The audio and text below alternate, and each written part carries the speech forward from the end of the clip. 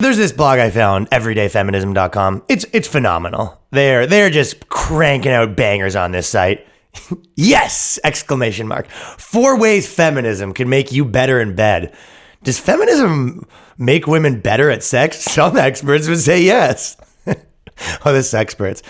So does feminism make women better at bed? Some experts, and it doesn't say experts, it says sexperts. What would make you a sexpert? This is what I was talking about last episode. There's just literally tons of people on the internet telling people how they could fucking be better at sex. And you're like, oh, you like, how much do you have sex? And you're like, I've actually had a boyfriend. We fuck like once every 3 months. You're like, okay, so you don't know what the fuck you're talking about. This is the reason why there's so many sexperts is because women can't just do anything in a small way. It has to be like very extravagant. Like, I've entered the party. So when a woman's like, oh, I'm going to fuck like lots of people. I'm going to be like a New York slut.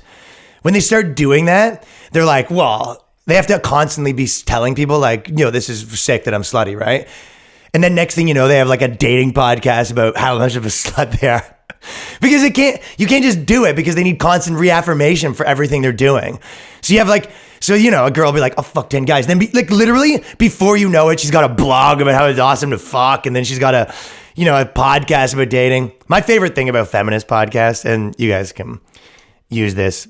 Basically, every feminist podcast at its core is just a podcast about boys, which is such a funny way to, you know, because you're like, basically, it's like being a feminist. This is my feminist podcast. Well, it kind of just feels like you're talking about boys the whole time. Like if you listen to most podcasts that dudes do, I would say they talk about chicks, I don't know, a fifth of the time. Like if I'm with all my buddies, we're literally talking about everything but the girls. And literally, I think we went to Nashville and like, with 5 guys and didn't mention girls the entire time. Literally on our way home after fucking 4 days, 2 people fell asleep and me and my boy are in the front seat and we're like, I don't know, how's your like girlfriend, I guess? And he's like, you know, whatever. What are you going to do? You're fucking damned if you do, damned if you don't. That's the ultimate lesson in life to learn is like, you know, whatever. It's fucking crappy sometimes. It's fine sometimes. But what are you going to do? You got to have one, I guess. This idea that there's sexperts out there. I'm an expert at sex. Most girls' sex advice that they give girls is just like all this wacky shit that they can do. And which I hate it. Drives me nuts. Not in the good way. Whenever girls bring wacky sex things to the bedroom, it just drives me fucking nuts.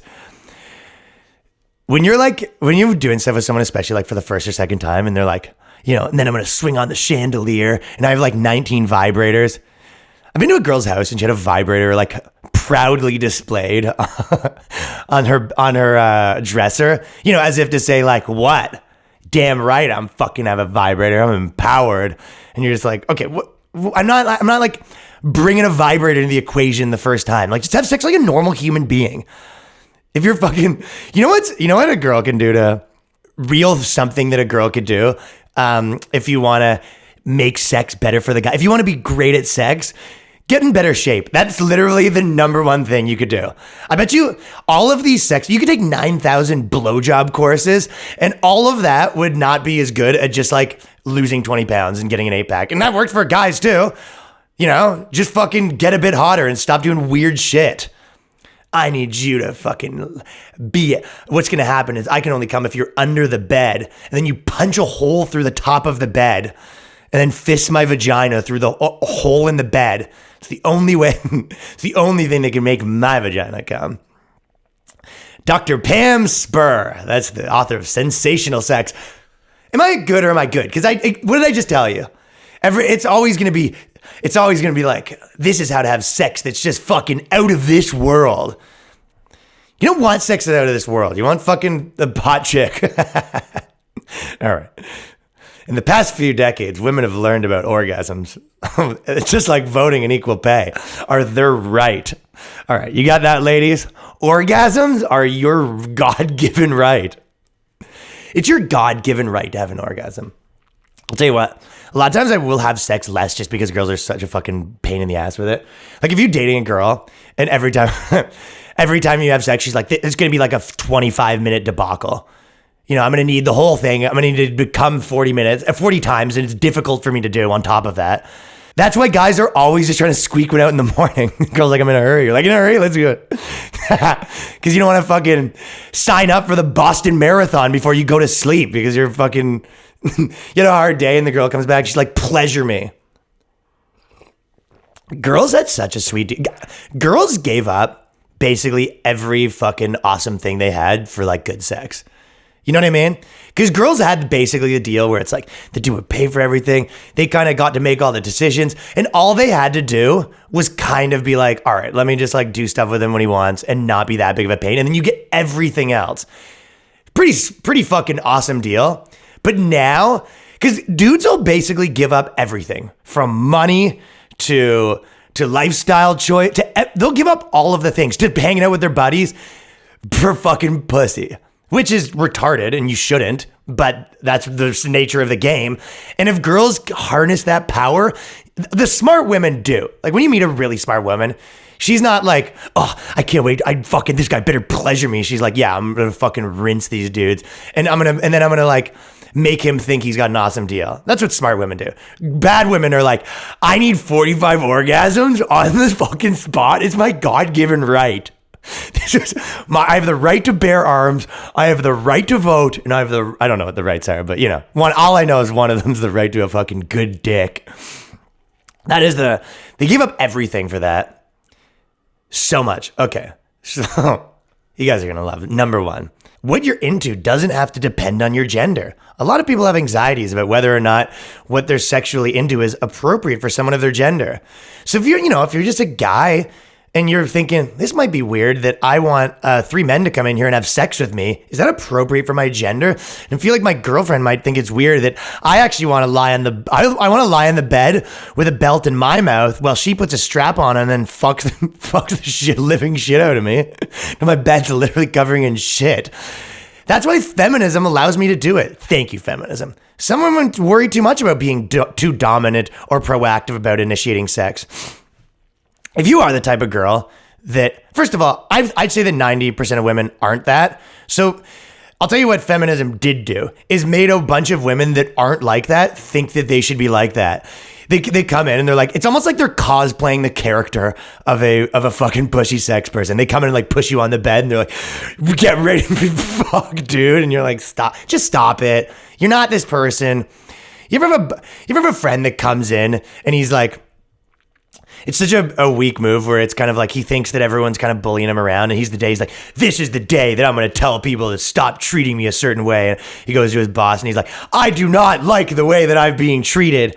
That's kind of, and you're like, what are you doing? You're not this person. You're just, you're the guy that fucking gets kind of bullied around and eats shit. If you are like sort of a fucking feminine cucky dude, don't put yourself in the number one thing you could do to make your life better is don't put yourself in a situation where you're dating a girl who's going to take advantage of you. Find a nice person. That's the actual truth. I know a lot of people that are like that you're like, their girls just, they're the type of guy that just gets, bitched around. Like they'd come in and they'd be like, I don't know. It's just so weird. Every time my girl's out with all of her friends, her phone just doesn't work. It's so bizarre. I guess she just, there's like a reception issue in New York, I guess. And you're like, yeah, everyone's just like, yeah, dude, that's crazy that every time she's where'd you say she was? Oh, she's at like an NBA party. Oh, okay. Just, yeah, they don't, no, I'm like, they don't have a reception at NBA parties. Like, you're right. There's probably nothing to worry about. That's a known thing that at NBA parties, it's like a bond seller in there, dude. You're good.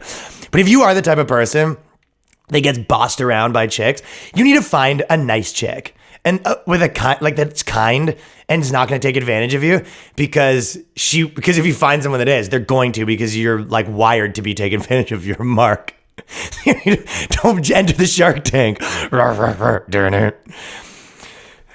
So when girls think that they're just like, I'm going to be the man now, and they push you on the bed and they start like, I don't know, what a fucking shit that they do, like start trying to toss you around and you're like, okay, stop this. What is this? I'll tell you what, there are some guys that want to be fucking bossed around, but the amount of girls that like doing that is probably 10%. So fucking probably 10% of girls want to like boss guys around and bitch them around and push them around and whatever, and sex. They want to be slapping you. But the girls that aren't, which the other 30% of people that are like think that they're this person now, you're not that person. You're like coming in, I want to dominate you. And you're like, no, you don't. And they're kind of like, yeah, you're probably right. I'm just going to pop back down here on my bed. I've had partners and friends say something like, but I'm a man. I can't let someone tie me up. Or, wait, I shouldn't be initiating sex with him. But I'm a man. I can't let someone tie me up. So you're like, so that's what's happened. You and the girl are lying in bed and you're making out and you're starting to have sex. And then she pulls out some ropes. You go, what are you doing? And she goes, I'm going to tie you up. And you go, but I'm a man. But me? I'm a man. I don't think anyone that doesn't want to be tied up will say that. Oh, this is a guy that really wants to be tied up, but he's like, he's grappling with it. I want to be tied up. But he look at himself in the mirror like, I'm a man. Doesn't that sound like a guy that isn't a man and like is potentially gay or is potentially like grappling with the fact that he's super not manly? Can you imagine?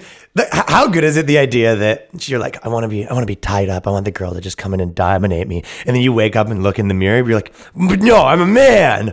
No. You're a man, Ryan. You can't let her tie you up. You're a man. Yeah, that's a manly guy. That's a guy that's obviously not manly. Sex doesn't have to follow a pre-written script. This is feminism did that. Yeah, that's feminism. I remember before feminism came along, we used to go in the bedroom and I say, here's your script, missionary doggy, and then hide the body. That's the script that I gave her.